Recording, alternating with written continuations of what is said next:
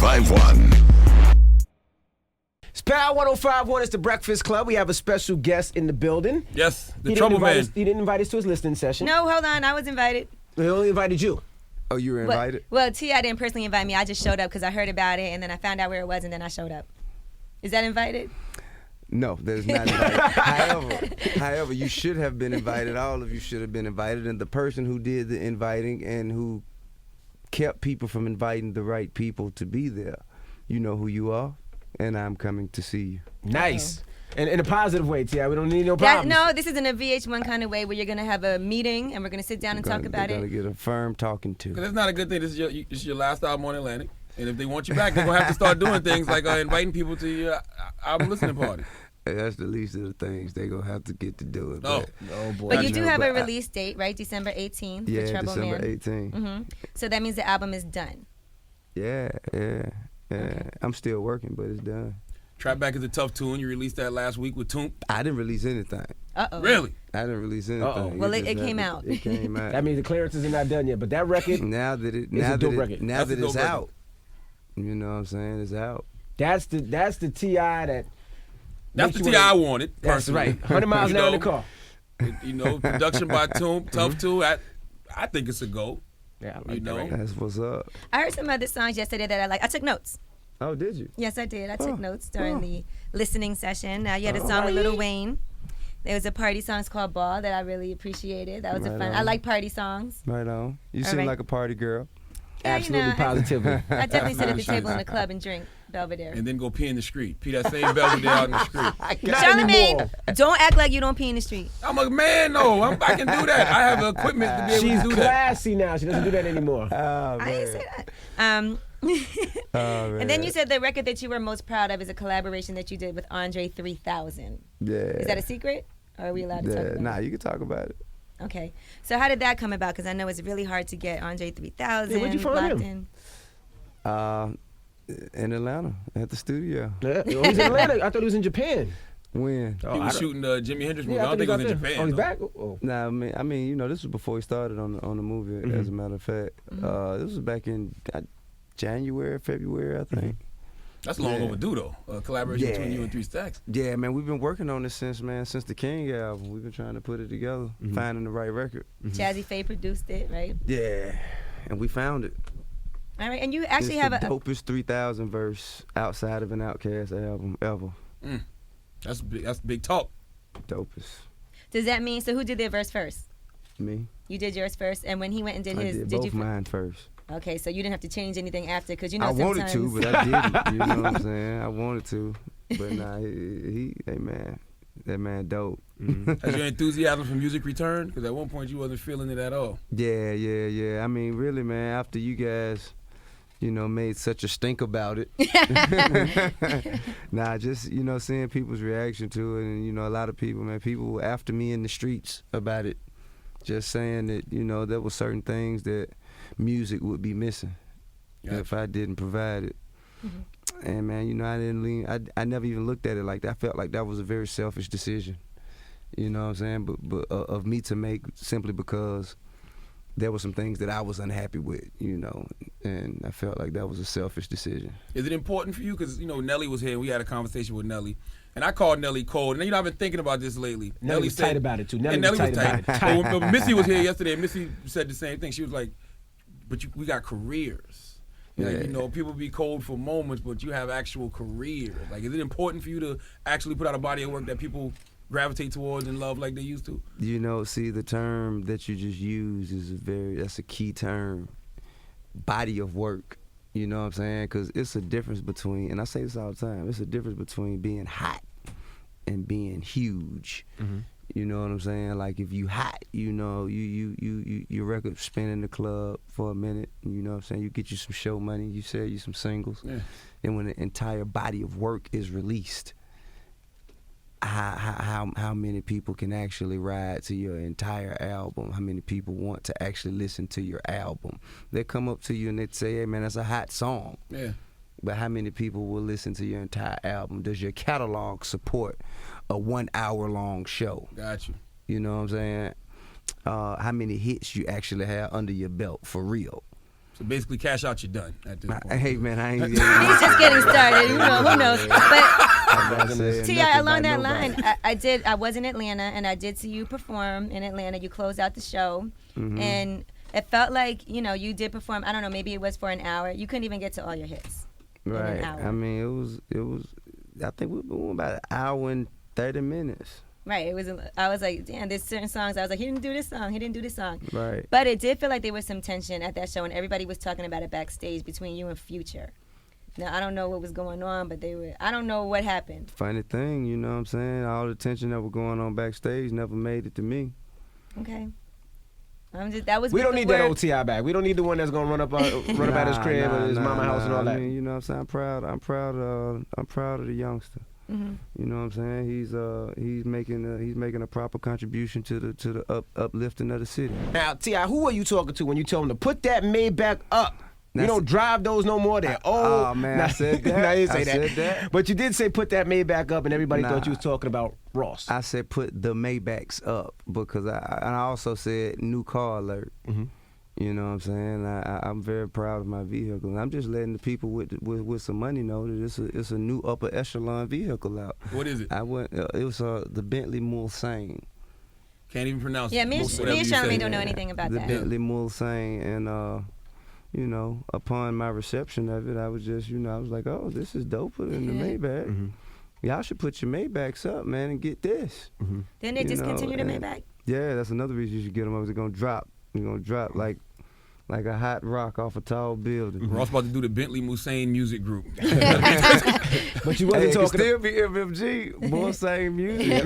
You know? But you wasn't talking about Ross. Nah, I wasn't talking about nobody specifically. And Okay. I got texts from other cats, man, that I know personally. You know what I'm saying? Who say, hey man, they say you dissing me.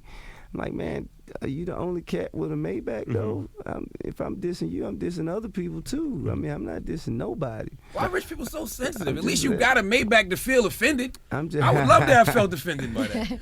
Man, you talking about my Maybach? I mean, people take things I say like they take it to the heart. But I just seen Ross. Ross didn't take offense to it. Okay. I spoke to Ross, man. We was together in Atlanta. We just shot the video for Bury Me a G. Okay. Now also, did you get a bunch of tattoos? I seen that there was a picture on Instagram that you got a bunch of tattoos. People were saying T.I. doesn't get tatted up, and now you got a bunch of tattoos. Hey, look, man, this man on my IG heavy. I'm yo. looking up. My IG. You making me sound kind of funny by saying I that. know, it is a little man, creepy. Nah. I was actually doing. I did a guest spot on Hawaii 5-0. Okay. Me and Terrence Howard, and we played brothers. And I happened to be. Wait a second. My character had tattoos. Get out of here, Terrence Howard. Now I remember back in the day I had interviewed Terrence Howard, and he said something about you. Like, what'd he say? oh my gosh. What'd he say? It was all love, man.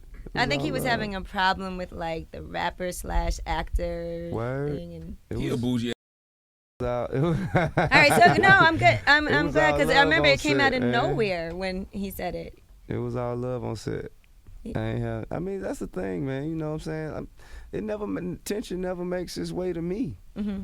It never makes its way to me. It always I guess, you know what I'm saying? I don't know, man. Go around me, over me, under me. Never to me. Now, when it comes to social networking, I saw on you be starting shit anyway, so I don't even. Wait, I didn't start anything. I'm dead serious. I wasn't gonna say exactly what he said, but he said something like, "You need to grow some pubic hair and then come see him." I don't know, something like that. Don't believe her. I ain't never heard Oh, come on, He man. said that. I'm gonna pull up that audio. He didn't say that. I ain't buying that. Now, when it comes to social networking, I saw on a blog where you was going at somebody because they said something disrespectful to your daughter. I don't even know what you're talking about. That was it. That wasn't you? I don't recall. Oh, I don't know. okay. I have no recollection. But how is that difficult though? You know, having kids that are older and seeing people say things about them. I don't know. I don't see it. I don't know. That's the problem with being online. People say a lot of things online that they wouldn't say to you in person. Like, they're not going to say that if they see you. You know, that happens all the time up here. People talk about us on Twitter, then they see us, and we have no idea who they are. And they're like, hey, how you doing? Yeah. So it's a place. Right. You know, it allows suckers to operate in covertness. Mm-hmm. You know, I'm with the man. You know what I'm saying? Say it when you see me. I'm Right. with that. Now, this is your last album on Atlantic. Yeah, I keep going back to that. Now, you're an artist that is, of course, is established that you really don't need a record label. Very true. You can go independent, and even minimal. Let's say you only sell 300,000 records, you still getting $7 a pop. So, is it likely you're gonna go back to Atlantic or? Hey man, I'm gonna say this: I'm happy where I'm at. If they happy to have me, you know, I'm happy where I am. If they're happy to have me. But just like I got to show that I'm happy to be there, I got to show that with hit records and classic albums, and they got to show that they happy to have me the way that they have to show that they're happy. They got to act like T.I.'s priority. Well, no, I do feel like they hired a new A&R, KP, who actually has worked with you in the past before, and I feel like that move also was kind of for you to. We're not gonna discuss my business on the air now. We're not gonna discuss that. We're not gonna get into a debate about my business. Yes, you know what I'm saying? I'm happy to be there, and as long as they happy to have me, I like to, you know what I'm saying, finish my career there if that's possible. But that's not up to me. That's up to them. All right, well, you also have a new book out. Right. Trouble and Triumph, and that just came out. I read the first I was book. like, this is what I'm here for. Finally, Damn you it, get this. Get all this other stuff. Kids, Bentleys. I'm talking about this book. Yes, and this is a sequel to Power and Beauty, correct? It is. I did just get it, so I haven't had a chance to read it yet. But I did think Power and Beauty was very well written. Thank you. And you do have you did it with somebody. So what does that mean when you write a book with someone? Does that mean that you... It means you collaborate with them. No, but how does that work? Like, do you write most of it and then they go back and, like, rework it? Well, I'm going to tell you, I don't sit down and write, you know what I'm saying? We have conversations. We have conversations, and I discuss my ideas and theories. He has a tape recorder, and then from my ideas, he creates what is called a manuscript. I overlook the manuscript, make corrections, and add to it, and that process goes on back and forth for as long as it takes to come up with that book right there. Is there a plan to make these into movies or something? I mean, it's a possibility. I think the success of the book will determine whether or not it deserves to be made into a movie. Now, what's the book about? It's a love story about a guy and a girl who grew up together, but they're not biological brother and sister. The guy's mother adopts the young girl when they're about 13, 14. And sound like Whitney Houston and Bobby Christina. He's like a troublemaker, and she's a good girl. He's not a troublemaker. He's not a troublemaker. He's a cool kid. You know what I'm saying? He just happens to be in the hood. At this moment, what excites you more? The book writing, TV production, movies, music? Music is always my first passion. You dig? Music's always my first passion. I mean, man, I think it's a different level of achievement with writing books, with doing movies, with television shows. It's rewarding in a different way. There's nothing, but the music is what makes all that possible. So, you know what I'm saying, that's always going to be, you know, near and dear to my heart. And Tiny's got the talk show now, Tiny Tonight. Yeah. That's executive produced by you, I would assume. Yeah. Okay. I mean, and her. Gotcha. And her as well. See, Why y'all so quiet, man? Why? Because you seem like you're about to snap at any moment. Nah, I ain't gonna So leave this crazy nigga alone. Look, yeah, you gotta. It's just I see what he did to them rappers. The way he's gritting his teeth while he's talking, look. Hey, don't get the family hustle confused. He's still T.I. at the end of the day. You're like, okay, let me make sure what's going on here. I see I'm looking at the glass snake all up against the window. Like that's the fake. That's the clenched teeth smile. That's not the, you know. I'm smiling, man. Okay. All right, and you also are going to be on a series on Stars, right? You're guest starring in a recurring character. Boss. Right, with Kelsey Grammer. Yeah. Right. And what's your character on there is interesting. What is your character on? His name is Trey Rogers, and he's a gentleman, man, who he has a very strong hold over a certain area of the community, and he recognizes that area of the community is becoming a focal point in the next election. So he uses his influence in that community to parlay himself into politics. Basically works his way into City Hall by controlling that area, manipulating it as, you know, the powers that be sees fit. So you got to go to Chicago. You go to Chicago every other month to shoot there, right? Man, we already done shooting. That was like from May to July. You ever hate going to Chicago? Me and you were just saying we don't like Chicago. I like Chicago. I used to like Chicago until they started wilding 100 miles per hour. They you always don't, was you wild. don't go to those neighborhoods in Chicago where they wild out. When have you ever done that? That's why I would have to go to get some money. We shot in the Cabrini Greens.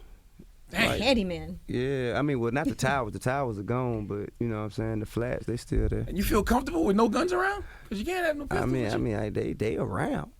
I just ain't got them. I don't want to know that. I don't want to know that. The people who's supposed to have them can have them. Oh, got you. You know? I just can't have them. Got you. You about to get off your paper soon, all right? Yeah, end of the month. You looking forward to that? I mean, that's You stupid. looking forward to that? Stupid. Wow, I want to stay on the I can't wait. I'm dreading the day. But I'm saying because it comes with a lot more freedom. With a lot more freedom, it's more opportunities possibly to get in trouble. Nah, I mean, I ain't tripping off that, man. You know what I'm saying? I carry myself the same way I've been carrying myself, and everything's everything. Gotcha. I'm just looking forward to, man, just being me again, you know? You think that's affected your music career, not being able to travel and go out there and touch the people? Yeah, sure. You know what I'm saying? I don't think it's an artist out there, man, that could withstand the kind of pressures that I've withstood, man, and maintain a significant level of success. I don't think nobody could go away and come back, and then have the restrictions on you where you can't move around but so much and still maintain a significant level of success. I don't think anybody else could do that. Yeah, you still came out and still getting jobs, acting, still doing great things with the book, still got people collaborating with you. It's not like you got shut out. Well, nah, I mean, but you know, it's still, I'm not able to move. You know, how many times have I been to New York in the last year? Like 3-4 times. When that would have been at least triple that. Right. You know what I'm saying? And I stayed on the road. I was one of the hardest working people in the industry, like from week to week. But you still have to consider it a blessing that you still got your VH1 show. Sure. You're still able to do all the acting that you've been doing. You've still been able to promote your book. I mean, considering the circumstances, I've been able to cover a lot of ground. All I'm saying is, you know, it has been a hindrance. Right. It has been a hindrance. I've made the best of the situation, but it has, you know, prevented me from taking advantage of some very, very lucrative opportunities. Was Family Hustle like a PR move to rehabilitate your image, or was that something you... I won't say a PR move. I think that I wanted to do it because I felt like I was being judged from a place of speculation. People who didn't know me, didn't know nothing about me, they was, you know what I'm saying, they were standing in places of I guess, they were standing on a pedestal looking down and pointing their finger at me when they don't know me. It was taking moments of my life, glimpses of who I am as a man, and they were trying to make that foundationally, you know, the structure of my character, and that was, you know, that was false. So I felt, you know what I'm saying, the people deserve to see who I am and how my family interacts and what it is for real. If they gonna actually critique me, they should do it from a place of understanding. Gotcha. Now your kids are stars too. Yeah. I'm not gonna lie, at the listening, I was like, where is King? Where is I thought they were gonna pop up and perform or something. You gotta check any egos in the house? Like, look here, partner. Not about that, you know what I'm saying? I just gotta do what I do, you know what I'm saying? Make sure they in line. It's not because the show, you know, that they thought they were stars before the show. You know what I'm saying? It's just now they now everyone knows them though. Right. When they go out, it's they different. just validated now. Right. They always felt like they were stars, but they handle it well. I gotta say that, man. They handle it well because they know it's always a bigger star. As long as you know it's a bigger star. It's in that house. In the house, yeah. And his name is Daddy. and mommy. I mean, even for stars, they keep you humble. That's always kept me humble. Yeah. Right. You know, I can't kick it like, you know what I'm saying, I'm the only cat out there. As long as there is a bigger star, as long as there is a Will Smith or a Denzel, or I can't, you know what I'm saying, I got to be humble to a certain degree because, you know what I'm saying, it's always a bigger star. How do they get treated in school? Like, the teachers treat them like regular students, or do they get preferential treatment? Or? Man, I don't believe so, man. I mean, to be honest with you, I think that they have enough charisma to where, you know what I'm saying, they can find their way around the situation. You know what I'm saying? But I think that when they get in trouble, they get in trouble. Gotcha. You still go to the games and all that? Yeah, Football but they don't play anymore. No, they don't play football no They more. don't play no more. Does that upset you? Man, you know what, man? Go outside and I play. told them. You told them that. I told them y'all got to play one season. You at least got to play one season and finish one season. And after that, if you don't like it, I thought it was gonna fall in love with it. No. Season was over. It was like, nah, I'm done. Video games. Now you gotta start bringing more ball players around, man. They see you, they see Nelly. They were like, I want to do that. I mean, man, you know they do. I do. But there's other opportunities besides playing ball and being an artist. Now Damani, he want to rap. He want to skateboard. He want to do. I mean, I guess he can. But as a parent, you want to go root for your kid. Yeah. You know, like my daughter wants to quit softball. I won't let her. I'm like, nah, give it one more year. Just give it one more. I keep saying that. Give it one more. She's like, Dad, it's been 3 years. Give it one more year. But you just want to root. You want to be there and you want to support. But yeah, I just want one. I got 6 kids. I can't have one athlete. I got 6 kids. I just want one. Just one. You got more time. You young. You can, you can shoot the club up. You know what? But I wasn't what? No, I mean like you can ejaculate in your wife is what that's slang. For sure. Put that on him. No, that's slang for ejaculate in your woman. That's what. Yeah. Okay. Listen, they work on that all the time. Yeah, I'm known for shooting the club up. Literally and figuratively. All right, please don't take that out of context. Hey, soundbite. T.I. known for shooting the club up. T.I. suspected in a nightclub shooting. Don't T.I. remind you of Bruce Banner though? You know how Bruce Banner, he know he can turn into the Hulk, so he tries to stay calm, stay out of situations that's gonna cause him to Hulk out. Like, you're crazy. See? Well, when are we getting this album, T.I.? Hey, man, December 18th, Trouble Man will be in store. And the book right now, they can get it at any bookstore? That's right. As a matter of fact, he will be at Human Bookstore tonight at Chocolate Restaurant Lounge? Oh, it's hosted by Human Bookstore. Okay. Yeah. All right, he will be at Chocolate Restaurant Lounge. It's hosted by Human Bookstore, and that's at 2217 Frederick Douglass Boulevard in Harlem. So make sure you check them out. Yeah. I got my book autographed. Again, they only set one book up, just like they only invited. No. I gave all of your book. MB, you have yours. All right. Come on, man. You have yours. I gave them to you. Well, all right. Like we really read. I do. That. You read the first one? I read the first one. We need the audio. That's why I know the whole entire plot. Okay. This is the Breakfast Club on Power 105.1 T.I. T.I.